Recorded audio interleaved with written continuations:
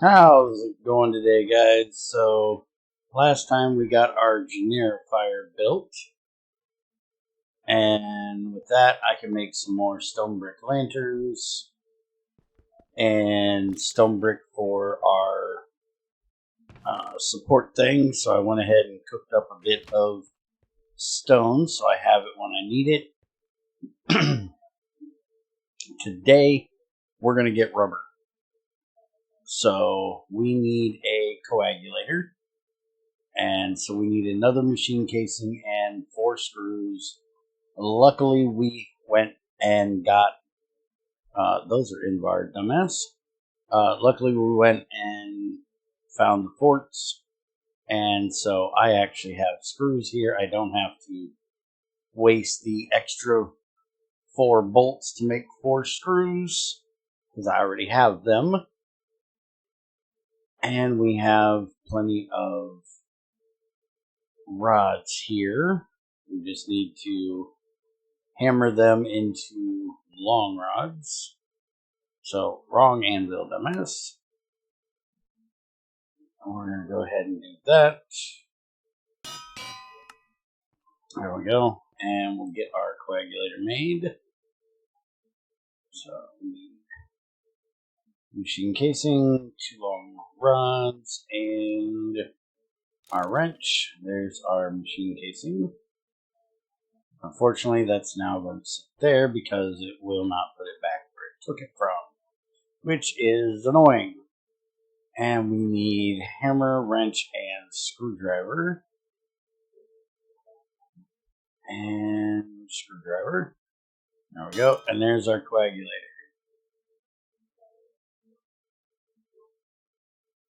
And I will take these out manually along with those and put them down here, because I don't need them in there. Alright, so as you can see, there is a quest for the coagulator. We talked about this the other day, so it was no surprise that we were going to have this today. So give me my cookie. There we go. And that unlocks our ability to make rubber, which we now need to do, and we are going to still our juicer over here to do so. We can do this other ways, but this is a way that NetMC came up with, and it works really well early on, because your fluids get pulled in the top, your items come out the bottom, and you can't automate getting the fluid in without a pipe. You can't get it out of the juicer without a pump. But if you put it on the top of the coagulator, the machine itself will pull it from the juicer. So you cannot do this with a barrel. You can't put a buffer in between. This is all manual. You got to sit here and wait for each chip to get coagulated. But it'll work. Now, what we will end up doing is making a squeezer or making a centrifuge. Show you here the reason why you would choose one or the other. So if we go to a squeezer, we will get 144 liters of latex out of 1 sticky resin. Or if we use a juicer, we will get 72. So this is only giving you about half of what you would get if you use the squeezer. The centrifuge will give you, again, 144 liters, but it'll also give you 250 liters of glue. And glue, you can literally burn it. For one, it's very low. You're not going to burn this as an actual fuel source, but you could burn it if you had like creosote and glue and maybe some other liquid fuel that you just wanted to get rid of, you could put them all in a nano pipe and they would just get burned off. Another good use for it is you can actually put it with wood pulp, or that includes the, if I could find it in here, it also includes the stuff you get off the logs, the bark, and you can make wood pellets, which are also burnable as fuel. You can also turn them into charcoal chunks. So depends on how you want to do it, and these are one item smelts in a regular furnace, so if you're one of those that like to do precise smelts in your furnace, that would be a good use for it. And you can literally make these in the mixing bowl. You do not have to do it in a mixer, but that's another good use for it. Along with that, you also have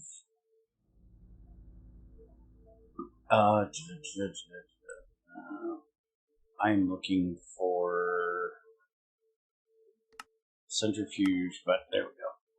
So along with that, you also have your ability to put it into a bottle to make a bottle of glue, or a bucket of glue.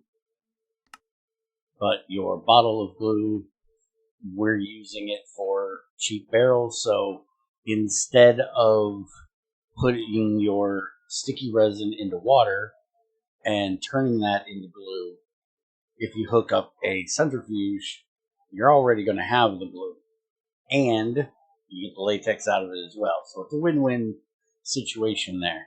You get both uses out of it, and you need glue for lots of different things. One of the biggest ones is you're going to use it for tape, and you can also use it to make a warning sign if you really needed to, and it's good for making sticky pistons. I usually set up a centrifuge, set up a tank for my glue, and that way anytime that I need a bit of glue, I can just go out there and grab it. Never really took the time to set up a canning machine to automatically can it for me, but then as it fills up, I could just send it off to burn somewhere, any excess. Alright, so this is about to dump out another one. Okay, I'm going to put that down and put that in. There we go. So we now have our ingot of rubber, or our rubber bar, and wrong game. So for this, we need rubber bar, 8 of them. So we'll just let it sit here and make us 8 rubber bars. Not quite sure why it needs 8 of them, but it apparently thinks it does, so we'll let it sit there and do it. And it's nice because the barrel will put the chips together for us. And one thing I didn't show you guys from the live stream the other day is I actually built a new farming area out here. So we had taken down this little hill that was here, and I recovered it in grass, and we have this little farming area out here. And I made a bunch of crop sticks, and so I'm going to start over the next few live streams breeding Icy Crops. Now, the way I start when I breed my crops is sugarcane.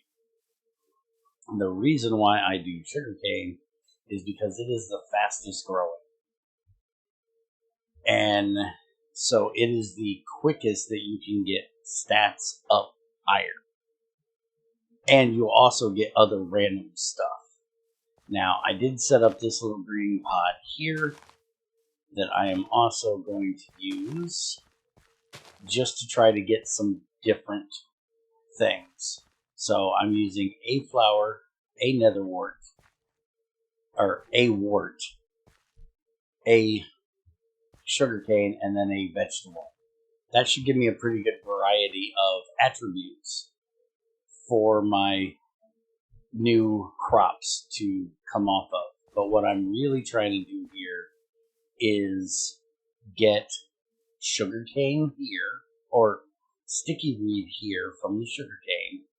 That way we're not completely reliant on our sap bags, because this eventually, when we get to harvesters, can be automated where the sap bags cannot. So this is kind of a looking ahead to the future type of thing. Also, I want to do the sugar cane so I can get higher attributes. Now, I cannot make a bat box currently because it needs circuits. So, an LV battery, I need circuits. It takes a bit to get to circuits. And it actually takes a LV GregTech battery to make a bat box for my CV2, which I love, and I didn't have anything to do with this one. I didn't even know this existed until now, because I normally don't look at IC2 stuff. But because of that, I cannot make a crop analyzer to check the stats on my stuff. So what I'm going to be doing is basically just crossbreeding, trying to get the sticky reed, and keeping all of the stuff that I get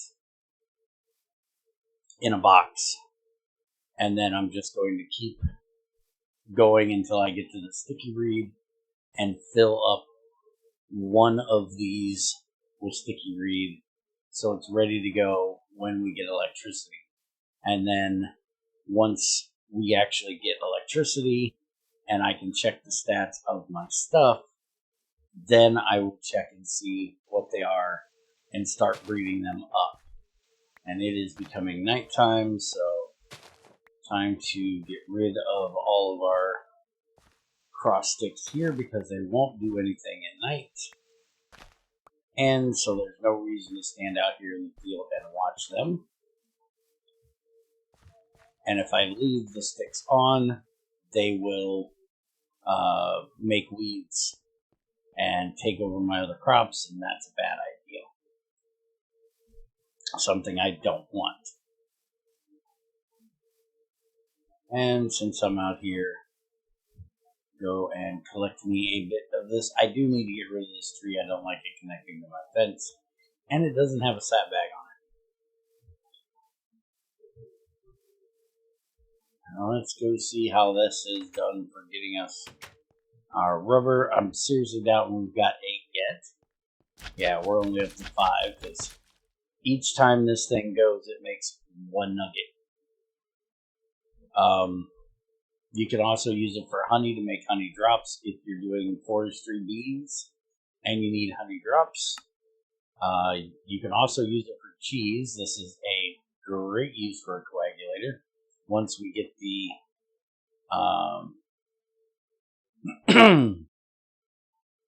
once we get the restaurant done out there, we'll definitely be making another coagulator to make cheese. It takes 1,000 liters of milk, 1 bucket's worth, and that makes you some cheese. And then you can also slice that into cheese slices if you choose.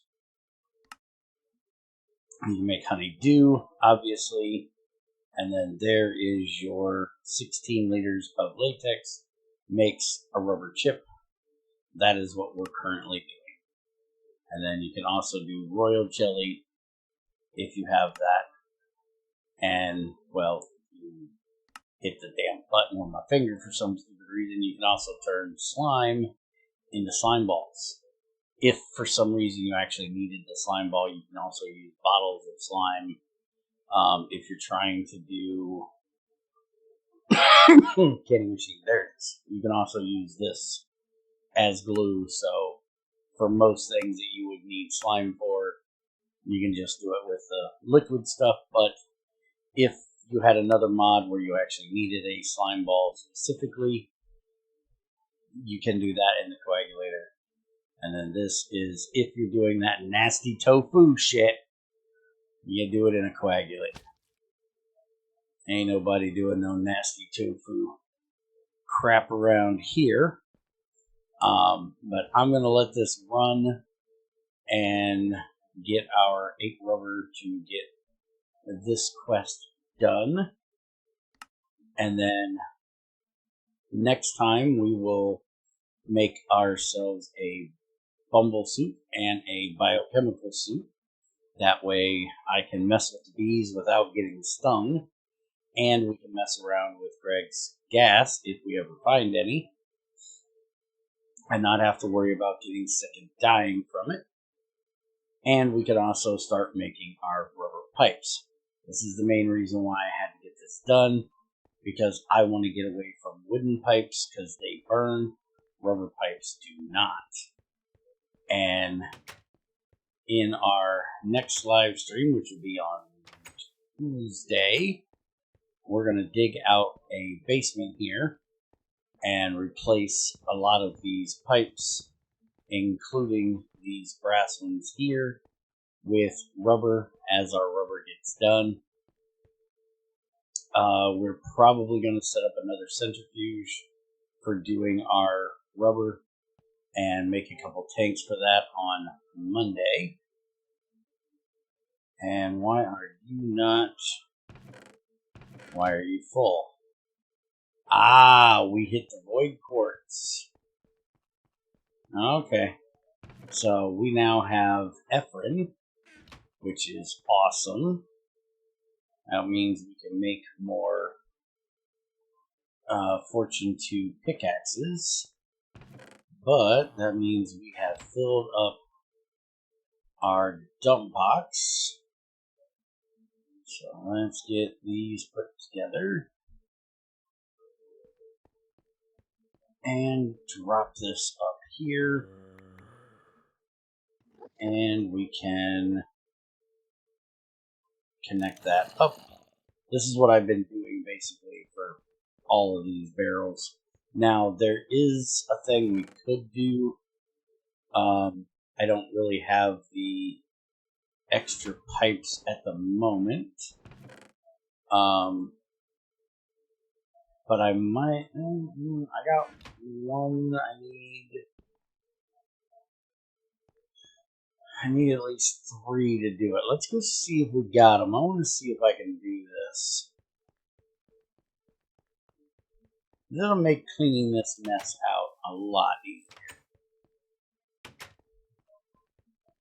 I may have a few pipes that I put over here. Ah, no I don't. Okay.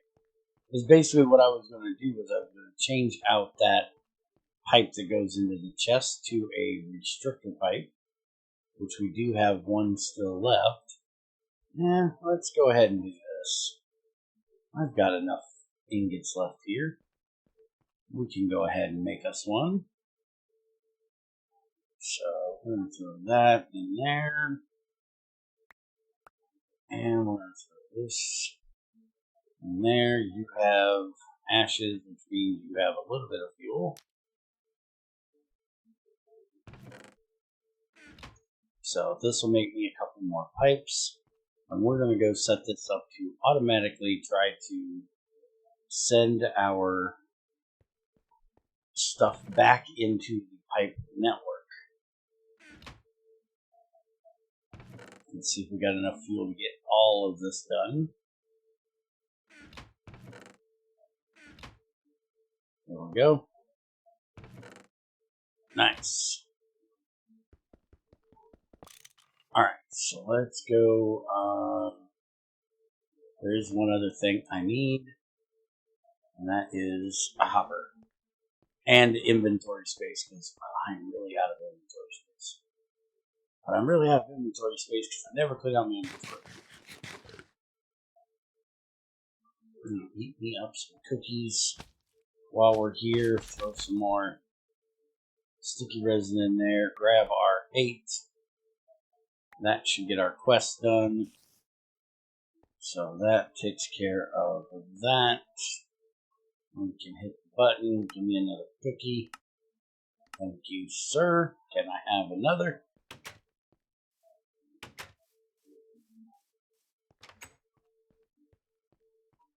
And let's go grab. There should be quartz. There's void quartz. Where is... There's barite as well. There's nether quartz. We need to take 9 of these. We'll put those together and put it up here. Open it up. The barite I'm not really worried about at the moment. There's not an ass ton of that. Void quartz, there we go. We need to get that up here as well.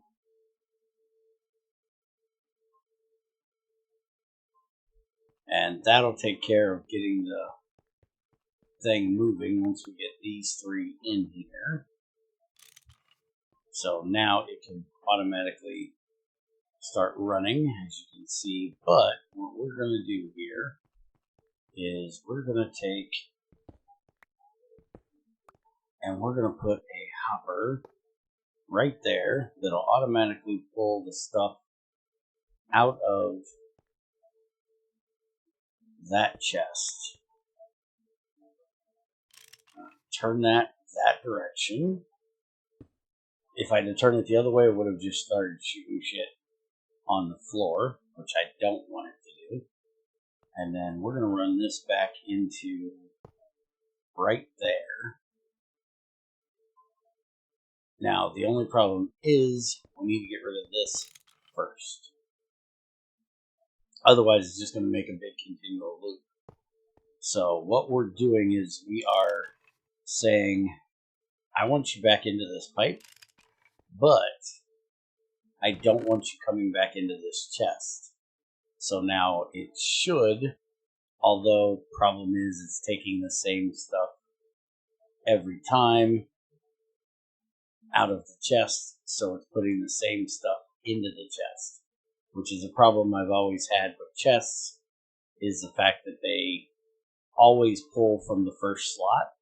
So this is just going to sit here and go around and around and around, which we don't really want it to do. But for this, since we don't want it put into... actually, we can't do it there. We need to put this before. So we'll do it here. No, you can't do it there because that's going to do that. It does have to come to... So we basically have to do this. Yeah, that'll work. So now everything will go back through the system and will only come in here if it's something we don't have a place for, which we have a lot of things that don't have a place yet. Oh, nope, we got Efren in there. I know why. We don't have enough bandwidth. We need to actually turn this off for a second, because we don't want that, because those will be blocked. So now this should be empty and not trying to come up here. So we can take eliminate none of this stuff we have a place for yet. There's the Efren. Okay, none of that other stuff we have a place for, so we can throw these back down there, and that'll send them all back through the system. Alright, so somebody did ask about this the other day, so I guess this is a good point to show of why something would come to a place that you don't want it to go to. It's all about the bandwidth of the pipe. So if your bandwidth on your pipe is too low, you're going to end up with stuff going places, which I had that problem here. This is trying to send stuff to these 3 barrels because that's what it's processing at the moment. And because of that, what is going in down there can't get here because it sees these 3 pipes as blocked. So even though there's a restricted pipe that says you got to go really far to get to this point, it's still going to try to do so. Alright, so I'm actually just going to... actually, you know what? We're just going to leave this in place. I was going to remove it, but instead, we're going to... I don't have one on me, do I? No. Alright, I might have one in the bag. Do I have one in the bag?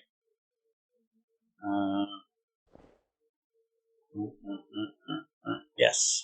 Okay. So we're actually going to make a dump.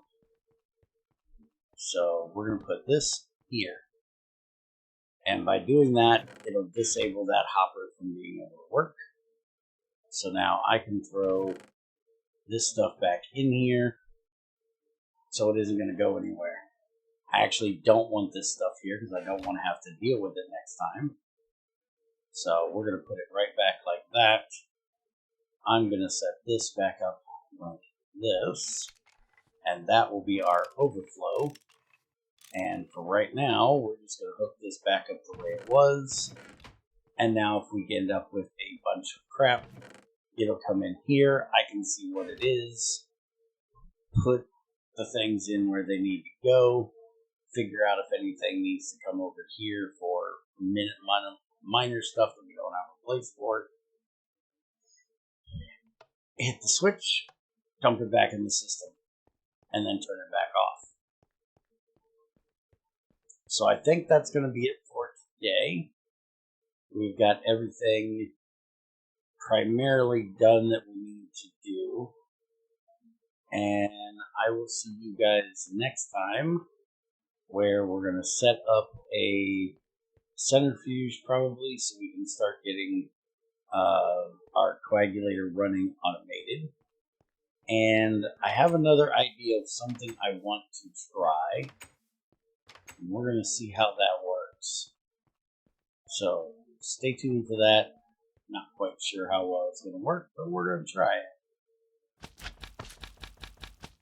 Have a good one, everybody.